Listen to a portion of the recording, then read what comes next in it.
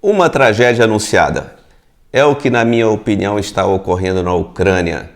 Eu queria hoje refletir com você sobre as origens dessa guerra, refletir sobre quem são os principais atores, quem são aqueles que estão ganhando e aqueles que estão perdendo com essa guerra e qual é a solução. Mas antes de falar sobre as origens dessa guerra, eu queria pedir a você que se inscrevesse no meu canal, Oswaldo Garcia. Vai lá, se inscreva, dê o seu like, participe, ajuda a gente. Muito bem, esta guerra poderia ser evitado, deveria ser evitado e agora mais do que nunca deve acabar. Mas de onde veio? Por que chegamos a isso? Primeiramente, devemos lembrar que a Ucrânia e a Rússia têm laços históricos muito fortes, culturais, sociais. Estiveram juntas as duas sociedades em muito tempo.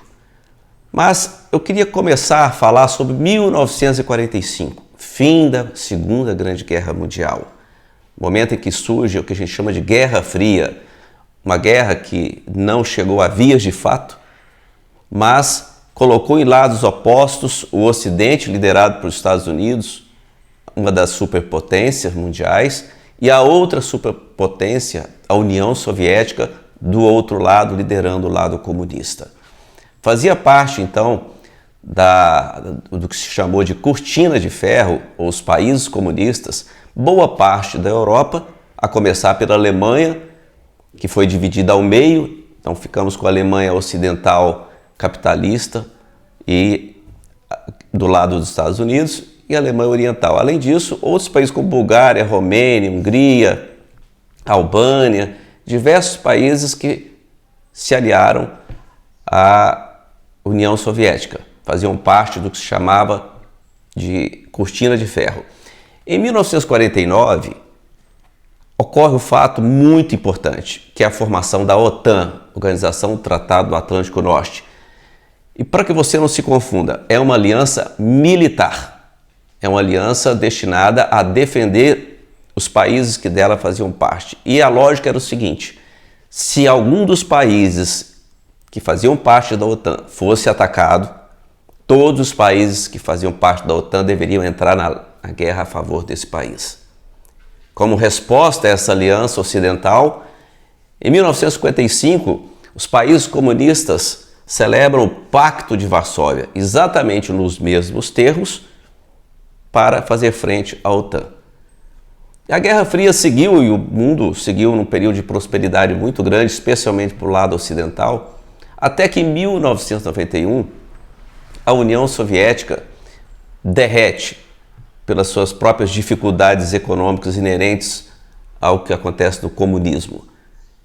E os países ocidentais da União Soviética,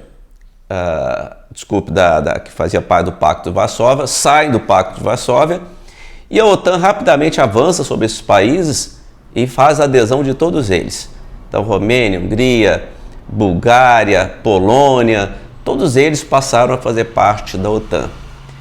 A OTAN, então, foi rapidamente brincando como se fosse um jogo de war, aquele jogo de estratégia de dominação, de geopolítica, e foi imprensando a Rússia, o principal país da antiga União Soviética. A Ucrânia fazia parte da União Soviética.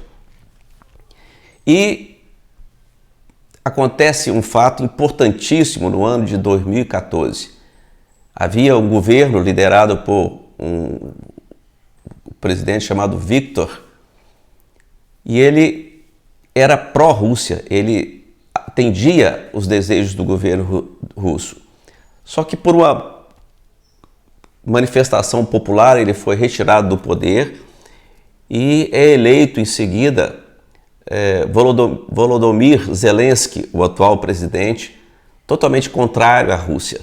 Já no seu discurso de posse, ele já tocou num assunto muito delicado nas relações Rússia e Ucrânia, que era a questão das regiões separatistas de Luhansk e Donetsk, onde, segundo dizem, há uma maioria de população russa e, portanto, com intenções separatistas e de adesão ao território russo.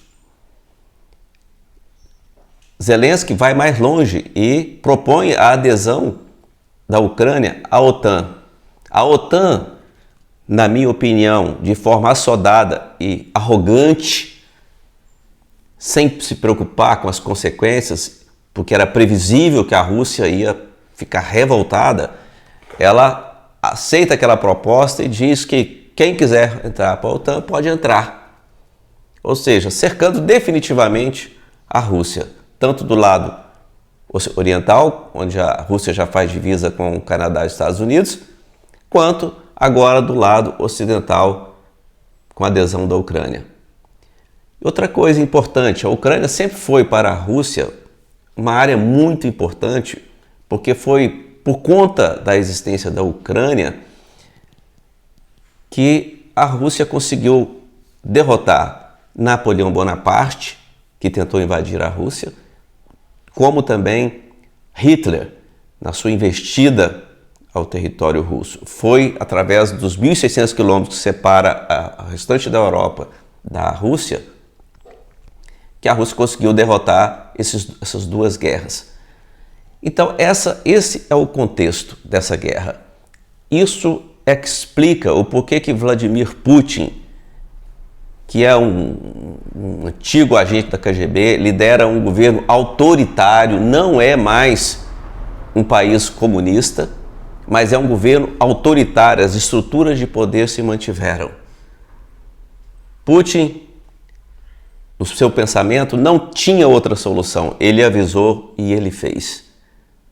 Eu sinto muito que nossos líderes ocidentais não tenham tido a virtude de evitar essa guerra, de criar naquela região entre os países europeus que faziam parte da antiga União Soviética e mesmo a Ucrânia, uma região desmilitarizada, uma região neutra que garantisse a paz. Desconsiderar os interesses russos foi fatal e veremos que os erros dos países ocidentais permanecem e vamos falar isso nos próximos vídeos. Muito obrigado, um grande abraço, assista os outros vídeos, vá no canal, dê o seu like. Muito obrigado.